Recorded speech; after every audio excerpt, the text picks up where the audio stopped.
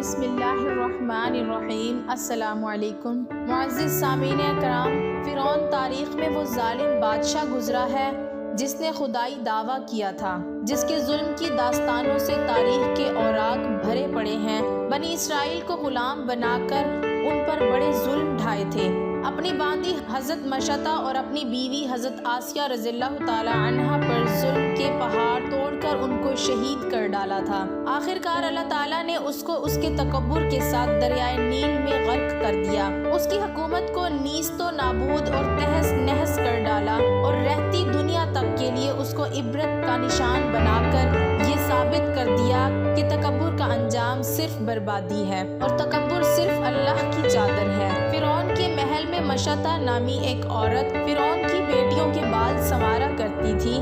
ایک بار وہ فرعون کی بیٹی کے بال سنوار رہی تھی کہ ان کے ہاتھ سے کنگھی نیچے گر گئی۔ جب وہ کنگھی اٹھانے لگی تو انہوں نے اللہ کا نام لیا۔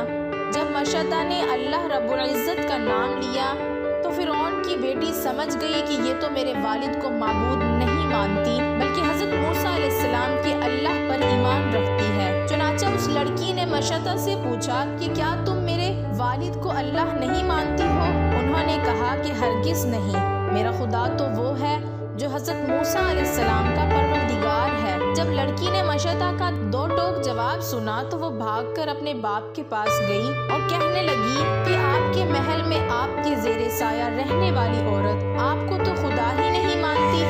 بیٹی کی باتیں سن کر فرعون غصے میں آ گیا، چنانچہ وہ کہنے لگا کہ میں دربار میں جا کر اس عورت کو ایسی سزا دوں گا کہ یا تو وہ موسیٰ علیہ السلام کے اللہ کو اللہ کہنے سے باز آ جائے گی یا پھر اپنی جان سے ہاتھ دھو بیٹھے گی۔ اب جب فرعون اپنے دربار میں پہنچا تو اس نے اس عورت کو اپنے پاس بلوایا اور کہنے لگا کہ دیکھو بھائی، تم موسیٰ علیہ السلام کے اللہ کو اللہ کہنا چھوڑ دو۔ وہ کہنے لگی کہ ہرگز نہیں۔ تو اس نے مشتہ کو بڑا ڈرایا دھمکایا، مگر وہ کہنے لگی کہ اب تم جو کچھ کر سکتے ہو کر لو، میں پیچھے نہیں ہٹوں گی۔ ان کا یہ دلیرانہ جواب سن کر فرعون نے اسے اپنی انا کا مسئلہ بنا لیا۔ چنانچہ فرعون نے حکم دیا کہ اس کو زمین پر لٹا دیا جائے، تو انہیں زمین پر لٹا دیا گیا۔ پھر حکم دیا کہ ان کے دونوں ہاتھوں پاؤں میں کیلیں گاڑ دی جائیں۔ چنانچہ ان کے پاؤں میں کیلیں گاڑ دی گئی تاکہ وہ حرکت نہ کر سکیں۔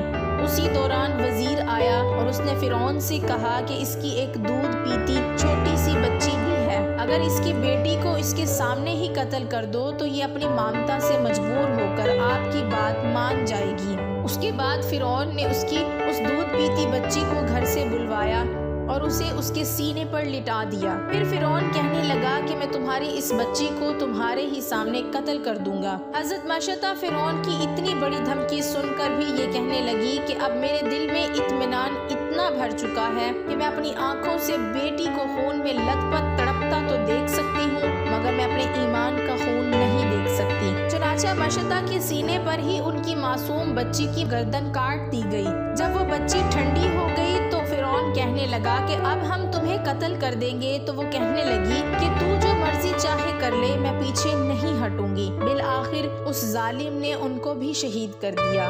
اس کے بعد فرعون جب حضرت مشتہ کو شہید کروا کر اپنے گھر پہنچا تو اپنی بیوی حضرت آسیہ رضی اللہ تعالی عنہا سے کہنے لگا کہ آج یہ واقعہ پیش آیا ہے کہ میں نے ایک عورت کو عبرت ناک سزا دی ہے۔ اس کی بیوی نے کہا، ارے تیرا ناس ہو، تو نے ایک معصوم بچی کی جان بھی لی اور ایک بے گناہ عورت کا بھی قتل لاحق کیا۔ فرعون کہنے لگا کہ میں نے اس کو اس لیے عبرت ناک سزا دی ہے کہ وہ مجھے خدا نہیں مانتی تھی۔ یہ سن کر حضرت آسیہ رضی اللہ تعالی عنہا نے کہا کہ خدا تو میں بھی تجھے نہیں مانتی بلکہ تو ایک عام انسان ہے۔ جب فرعون نے یہ سنا تو حیران رہ گیا، کیونکہ اسے حضرت آسیہ رضی اللہ تعالی عنہا سے بڑی محبت تھی۔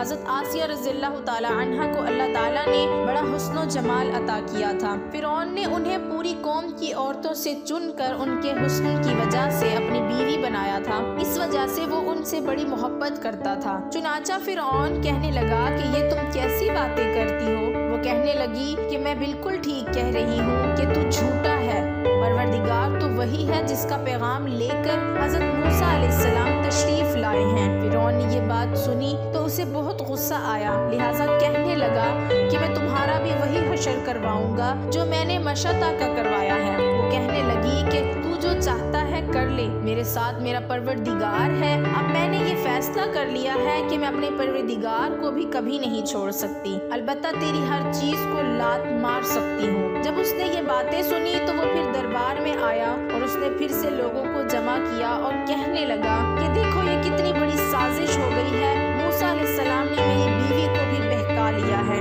آج میں اس عورت کو یا تو مار ڈالوں گا یا پھر وہ اپنی بات سے ہٹ جائے گی۔ چنانچہ اس نے حضرت آسیہ رضی اللہ تعالیٰ عنہ کو گرفتار کروا لیا۔ ایک وقت تھا کہ وہ ملکہ تھی اور ان کے اشارے پر نوکر چاکر بھاگ بھاگ کر کام کیا کرتے تھے، لوگ احترام کی وجہ سے ان کی طرف آنکھ اٹھا کر بھی نہیں دیکھتے تھے، اور آج وہ فرعون کے دربار میں ملزمانہ بن کر کھڑی ہیں صرف اللہ کی محبت میں۔ پھر فرعون حضرت آسیہ رضی اللہ تعالیٰ عنہ سے کہنے لگا کہ تو اتنے عالیشان محل میں رہتی ہے، اتنی نعمتوں میں پلی ہے، اور میں نے تجھے اپنی محبوبہ بنایا، لیکن میں سب کچھ تجھ سے چھین لوں گا، بہتر یہ ہے کہ تو اب بھی باز آ جا اور مجھے خدا مان لے۔ حضرت آسیہ رضی اللہ تعالیٰ عنہ کہنے لگی کہ میں نے اب ایمان قبول کر لیا ہے، اس لیے میں اپنی بات سے پیچھے نہیں ہٹ سکتی۔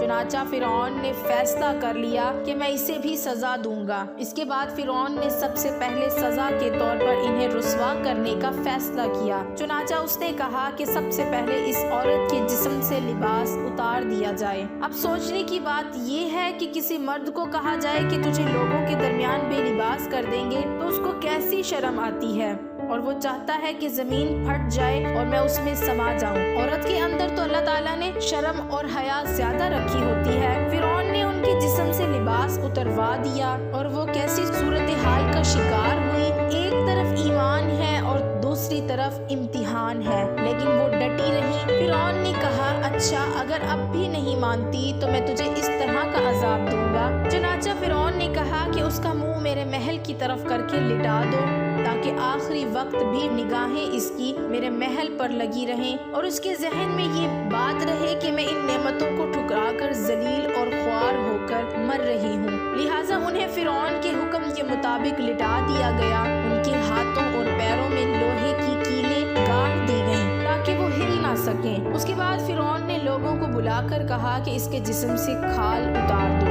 اس ظالم نے زندہ کے جسم سے کھال اتروا دی، وہ بھی عورت نازک بدن، مگر وہ اس کو برداشت کرتی رہی۔